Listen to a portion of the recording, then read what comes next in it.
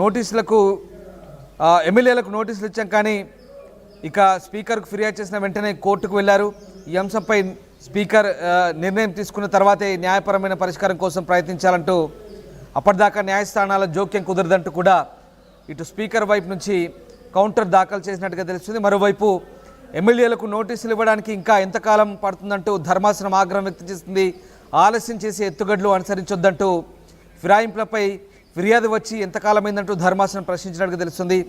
Reasonable time అంటే గడువు ముగిసే వరక మొదటి ఫిర్యాదు చేసినప్పటి నుంచి ఇప్పటిదాకా ఎంత టైం గడిచింది, 4 వారాలైనా షెడ్యూల్ ఫిక్స్ చేయలేదా, అదృష్టవశాత్తు ఎమ్మెల్యేలు 4 ఏళ్ళు ఆగలేరు అంటూ 3 వారాల సమయం విషయంలో స్పీకర్కు రీజనబుల్గా ఉన్నారు అంటూ Telangana high court single bench judge ఇచ్చిన తీర్పులో డివిజన్ బెంచ్ జోక్యం సరైందో కాదో చూస్తామంటూ వ్యాఖ్యానించినట్టుగా తెలుస్తుంది. సో మొత్తం మీద ప్రతివాదులపై సుప్రీంకోర్టు ఆగ్రహం వ్యక్తం చేసింది. కాలయాపన చేసే విధానం మానుకోవాలంటూ సూచించింది. సో ఓవరాల్గా ఇంట్రెస్టింగ్ ఆర్గ్యుమెంట్స్ అయితే కొనసాగాయి. సో బీఆర్ఎస్ ఎమ్మెల్యేల విచారణకు సంబంధించి తాజాగా హైకోర్టులో జరిగిన విచారణ నేపథ్యంలో ఒక ఆసక్తికరమైనటువంటి వాదనలు అయితే కొనసాగాయి.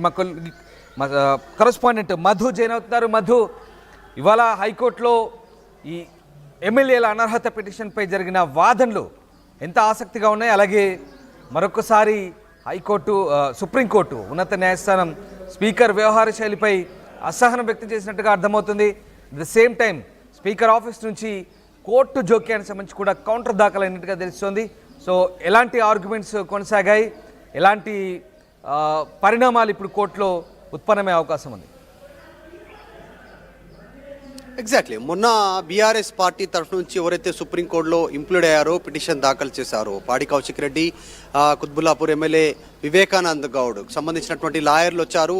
అసెంబ్లీకి వచ్చి స్పీకర్ కార్యాలయంలో నోటీసులు ఇచ్చి వెళ్లారు. రెస్పాన్స్ కావాల్సిందిగా సుప్రీంకోర్టు కూడా గతంలోనే సూచన చేసింది. స్పీకర్ కార్యాలయానికి తగినంత సమయం అంటే ఎంత, నిర్ణీత కాల వ్యవధి అంటే ఎంత అనేటువంటిది వాళ్ళ పదవీ కాలం ముగిసినంత వరకు నిర్ణీత కాల వ్యవధిగా పరిగణలోకి తీసుకుంటారా, అది కరెక్ట్ కాదు కదా, వాళ్ళ పదవీ కాలం ముగిసిన తర్వాత విచారణ చేపడతారా గతంలో ఆగ్రహం వ్యక్తం చేసింది. మళ్ళీ ఈరోజు కూడా ఆగ్రహం వ్యక్తం చేసింది. సుప్రీంకోర్టు కాల పరిమితి ఎందుకు ఇంత సమయం తీసుకుంటారు, ఎందుకు నోటీసులు ఇవ్వట్లేదు, 2024 మార్చిలోనే వీరిపైన కేసు నమోదైనా కూడా ఎందుకు కనీసం నోటీసులు ఇవ్వలేదు, వారిపైన చర్యలు తీసుకోవట్లేదు, ఇంత తతంగం జరుగుతున్నా అనేటువంటిది ఆగ్రహం వ్యక్తం చేసింది. ఎందుకంటే కాంగ్రెస్ పార్టీలో జాయిన్ అయినటువంటి 10 మంది ఎమ్మెల్యేలు బీఆర్ఎస్ పార్టీ గుర్తుపైన గెలిచినటువంటి వారు.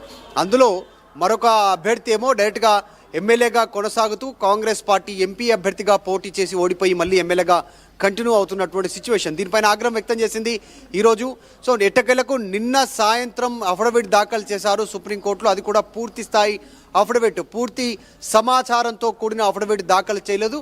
సమాచారంతో కూడినటువంటి అఫిడవిట్ దాఖలు చేయడానికి మరింత సమయం కోరుతా ఉన్నారు స్పీకర్ కార్యాలయానికి సంబంధించినటువంటి న్యాయవాదులు. సో దీనిపైన ఆగ్రహం వ్యక్తం చేసింది. ముందస్తుగా సమాచారం ఉన్నా, గడువున్నా ఎందుకు ఇంత తక్కువ సమయంలో మీరు రియాక్ట్ అవుతా ఉన్నారు, చివరి క్షణంలో ఇంప్లీడ్ అవుతా ఉన్నటువంటి పరిస్థితి, సమాచారాన్ని పూర్తిస్థాయిలో ఇవ్వకపోవడానికి కారణాలు ఏంటి అనేటువంటిది ఆగ్రహం వ్యక్తం చేసినట్టుగా తెలుస్తూ ఉంది. ఇకనైనా పార్టీ మారినటువంటి ఎమ్మెల్యేల పైన చర్యల కోసం స్పీకర్ కార్యాలయం ఎలాంటి చర్యలు తీసుకుంటుంది తెలపాలి అంటూ ఆగ్రహం వ్యక్తం చేసింది. ఇంకా ఈరోజు కీలక అప్డేట్ వస్తుంది అనుకున్నటువంటి నేపథ్యంలో స్పీకర్ కార్యాలయం నుంచి పూర్తి సమాచారం అందకపోవడంపైనే దీనిపైన కాస్త సీరియస్ అయినట్టుగా తెలుస్తూ ఉంది సుప్రీంకోర్టు. ఇకనైనా వారి పైన ఏ రకమైన చర్యలు ఉంటాయి, గతంలో ఇచ్చినటువంటి ఫిర్యాదు పరంగా లేట్ కావడము, కనీసం స్పీకర్ నుంచి నోటీసులు ఇవ్వకపోవడము, విచారణ కోరకపోవడం అనేటువంటిది నెగ్లెక్ట్ కిందకి వస్తుంది అనేటువంటిది ఆగ్రహం వ్యక్తం చేస్తూ ఉంది సుప్రీంకోర్టు. సో ఈ విషయం పైన గత కొంతకాలంగా లీగల్ ఫైట్ చేస్తూనే పోతా ఉంది బీఆర్ఎస్. ఒక నమ్మకంతో ఉన్నారు, ఖచ్చితంగా బై ఎలక్షన్లు వస్తాయనేటువంటిది ఒక confidence BRS party legal team బీఆర్ఎస్కి చెప్తా ఉంటే, మేము బీఆర్ఎస్ అభ్యర్థులుగానే ఉన్నాము, ఇంకా బీఆర్ఎస్ సభ్యులుగానే కొనసాగుతున్నామంటూ బీఆర్ఎస్ నుంచి కాంగ్రెస్ పార్టీలకు వెళ్ళిన సభ్యులు మెన్షన్ చేస్తున్నటువంటి పరిస్థితి, వాళ్ళు కూడా అఫిడవిట్ దాఖలు చేస్తున్న పరిస్థితి కొనసాగుతూ ఉంది. కొద్దిమంది మాత్రం ఇంకా కాంగ్రెస్ పార్టీలోకి వెళ్ళినటువంటి నేపథ్యంలో అసంతృప్తిగా ఉన్నారు, మళ్ళీ తిరిగి వస్తున్నారనేటువంటి చర్చ కొనసాగుతుంది. ఎట్టకేలకు లీగల్ ఫైట్ కొనసాగుతుంది.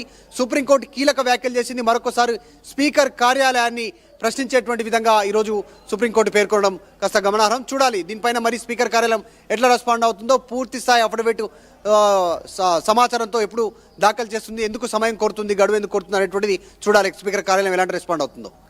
రైట్. అంటే మధు మీరు అంటున్నట్టుగా ఒకవేళ సుప్రీంకోర్టులో ఇచ్చే తీర్పు ఆధారంగా ఉప ఎన్నికలు జరిగే ఛాన్స్ కూడా ఉందంటున్నారు. సో మరి సుప్రీంకోర్టు అంత త్వరగా దీనికి సంబంధించి ఒక తీర్పు ఇచ్చే అవకాశం ఉందనుకోవచ్చు. అంటే వాదనలు అయితే కొనసాగుతున్నాయి, ఇటు స్పీకర్ కార్యాలయం నుంచి అలాగే ఇటు బీఆర్ఎస్ వైపు నుంచి వాదనలు.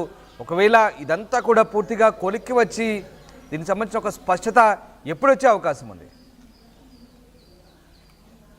ఎగ్జాక్ట్లీ గతంలో ఇచ్చినటువంటి ల్యాండ్ మార్క్ జడ్జిమెంట్స్ ఏమున్నాయి, ఏ రకంగా ల్యాండ్ మార్క్ జడ్జిమెంట్స్ ఇచ్చారు అనేటువంటిది వాళ్ళు కూడా పరిశీలించే అవకాశం ఉంది. బీఆర్ఎస్ లీగల్ టీం దానిపైనే నమ్మకంగా ఉన్నారు.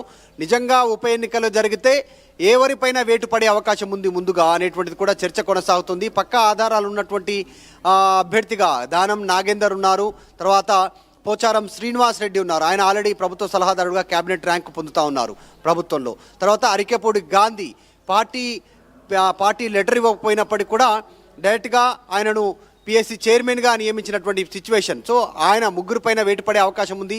దానితో పాటు కడియం శ్రీహరి, తెల్లం వెంకట్రావు వారిపైన వేటుపడే సిచ్యువేషన్ ఉందనేటువంటిది బీఆర్ఎస్ పార్టీ వర్గాలు చెప్తా ఉన్నాయి. తర్వాతి తరంలో నెక్స్ట్ ఇప్పుడు ఎందుకంటే గూడెం మైపాల్ రెడ్డి, తర్వాత ప్రకాష్ గౌడ్, ఇంకా కొద్దిమంది మేము బీఆర్ఎస్ పార్టీ సభ్యులుగానే ఉన్నాము అనేటువంటి చెప్తా ఉన్నారు. కృష్ణమోహన్ రెడ్డి వీళ్ళంతా కూడా వారి విషయంలో ఎట్లా ప్రొసీడ్ అయ్యే అవకాశం ఉంది లీగల్గా, ఎందుకంటే టెక్నికల్గా బీఆర్ఎస్ సభ్యులమే అని వాళ్ళు చెప్తా ఉన్నప్పటికీ వారు గతంలో చేసినటువంటి స్టేట్మెంట్స్, గతంలో పాల్గొన్నటువంటి సమావేశాలు, సిఎల్పి సమావేశానికి హాజరు కావచ్చు, మేము నియోజకవర్గ అభివృద్ధి కోసం పార్టీ మారుతున్నాము, బీఆర్ఎస్ వీడి కాంగ్రెస్లో జాయిన్ అవుతున్నాం అనేటువంటి స్టేట్మెంట్ క్లిప్పింగ్స్ కావచ్చు, వీటన్నిటిని విచారించిన తర్వాత వారిపైన కూడా చర్య ఉండే అవకాశం ఉంది. సో చూడాలి, నిజంగా ఉప ఎన్నిక వచ్చే సిచ్యువేషన్ ఉందంటే మాత్రం మొదటగా ఒక 4 నుంచి 5 పైన వేటు పడే అవకాశం ఉందనేది కూడా చర్చ జరుగుతూ ఉంది. దానికోసమే బీఆర్ఎస్ లీగల్గా ముందుకు వెళ్ళే అవకాశం కనిపిస్తూ ఉంది. కానీ అధికార పార్టీ మాత్రం ఇదంతా స్పీకర్ పరిధిలోనే సిచ్యువేషన్ ఉంది.